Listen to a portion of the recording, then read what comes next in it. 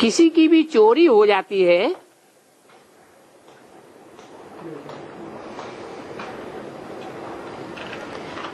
तो सब कुछ चला जाता है। ऐसे होता है ना। तुम बच्चों को बाप से राजाई मिलती है,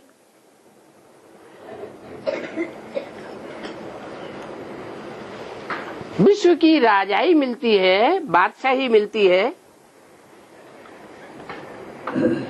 तो तुम बच्चों को चिंता करनी चाहिए कि हम इतने कपड़े इकट्ठे कर लें, इतनी जोड़ी जूतियां इकट्ठी कर लें, इतने पैसे इकट्ठे कर लें।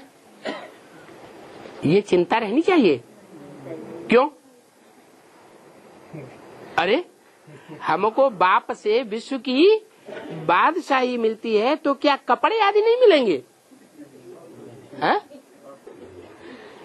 क्या ऐसा बाप मिला है जो विश्व की बादशाही तो दे वर्षे में, और विश्व की बादशाही देने वाला बाप हमको कपड़े आदि न दे? जाओ नंगे घूमो। हाँ, बाप सिर्फ कहते हैं कि फालतू खर्चा नहीं करना है। वो भी किस लिए कहते हैं? इसलिए कहते हैं कि कम खर्चे बाला नसी। बाप ने ये हमारे कल्याण की बात बताई क्या, कि हम जितना ही यज्ञ का कम पैसा खर्च करके काम चलाएंगे उससे हमारा भाग्य बाला बनेगा। भाग्य कैसा बनेगा? ऊंचे से ऊंचा भाग्य बनेगा अगर हम कम खर्च में यज्ञ का ज्यादा से ज्यादा काम निकालेंगे। कोई होते हैं ज्यादा खर्च करते हैं और सेवा वो कम निकलती है, रिजल्ट कम निकलता है। मम्मा ने कैसी सेवा की? ओम राधे मम्मा ने कैसी सेवा की? एक फ्रॉक पहन के आई, इतना भाग्य कैसे बन गया जो सतयुग में जाकर के महारानी बनेगी? क्या विशेषता थी उनके कार्य व्यवहार में? यही विशेषता थी कि यज्ञ का एक एक कौड़ी पाई पैसा किस दृष्टि से खर्च किया कि ये यज्ञ का पैसा है, इसको एक एक पैसे की बहुत वैल्यू समझनी चाहिए, कहीं व्यर्थ न चला जाए।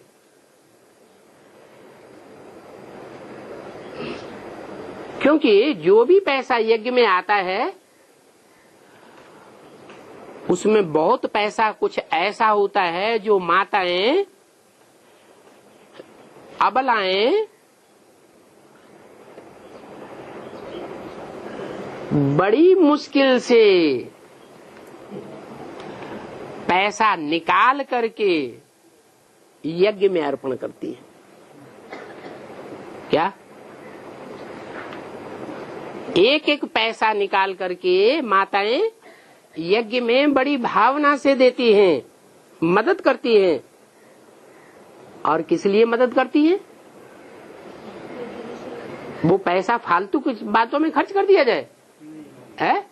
वो चाहती हैं हमारा एक एक पैसा भी जो है यज्ञ में आया हुआ वो बहुत बड़ा काम करके दिखावे।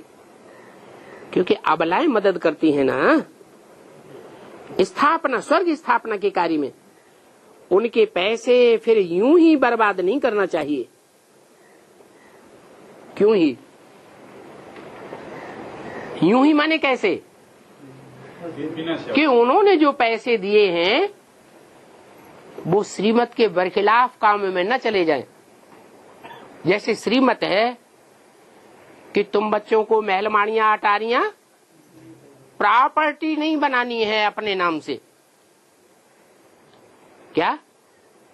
बड़े बड़े महलमाड़ियां उठा करके खड़े कर दिए, अंडरग्राउंड कंक्रीट के मकान बना दिए, उसमें अबलाओं का, बांधेली माताओं का पैसा जो थोड़ा थोड़ा पैसा इकट्ठा किया वो उसमें लगाई दिया। बाबा कहते दुनिया का तो विनाश होने वाला है, ये मकान, ये जो ऊंची ऊंची बिल्डिंगें दिखाई पड़ रही हैं, ये सब खलास हो जाएंगे कि रह जाएंगे? तो ईश्वरीय यज्ञ में जो पैसा आया, जिससे ये महलमाणी अटारी बना करके खड़े कर दिए, ये पैसा बर्बाद चला जाएगा कि आबाद होगा? बर्बाद चला जाएगा। बाकी माउंट आबू में जो मकान बनाते हैं, मधुबन में जो मकान बनाए जा रहे हैं, उनमें तो बच्चों की परवरिश विनाश के टाइम पर होगी। उसके लिए नहीं बोला। कहाँ के लिए बोला? बाहर की दुनिया में कहीं भी महलमानियां, अटारियां या प्रॉपर्टी आदि बनाने की दरकार नहीं है। तो पैसे बर्बाद नहीं करना चाहिए। माताएं, अबलाएं, कुब्जाएं तुम्हारी परवरिश करती हैं, फिर तुम्हारा काम है जब अकाल पड़ेगा कि नहीं? तो जिन कन्याओं माताओं ने तुम्हारी परवरिश की है, तुम्हारी परवरिश में पैसा लगाया ना, कि हमारी बहनें भूखी न रहें, हैं, नंगी न रहें, हैं, जो बरसात अरसात पड़ती है उसमें कहीं रात में जागना न पड़े, मकान टपकता रहे। किराए पर मकान लेने के लिए बाबा ने बोला। तो इतनी माताएं तुम्हारी संभाल करती हैं, तो किस दृष्टि से करती हैं? जब अकाल दुकाल पड़ेगा तो तुमको उनकी परवरिश करनी है। ऐसे नहीं तुमने यज्ञ में पैसा दिया था, वो तुम्हारा खलास हो गया, अब तुम यहां क्यों आई? नहीं, हमारा फर्ज बन जाता है कि उन कन्याओं माताओं को जब दुनिया उनको ठुकराए देगी, तुम सब द्रौपदियां हो, बोला कि नहीं? तो सब द्रौपदियों को दुर्योधन दुशासन ठुकराएंगे या नहीं ठुकराएंगे? ठुकराएंगे। तो तुम बच्चों का फर्ज है कि उनको परवरिश अच्छे से करना, उनकी परवरिश भी करनी है, ये तुम्हारा काम है। अगर नहीं परवरिश करेंगे, उनके दुख के टाइम पर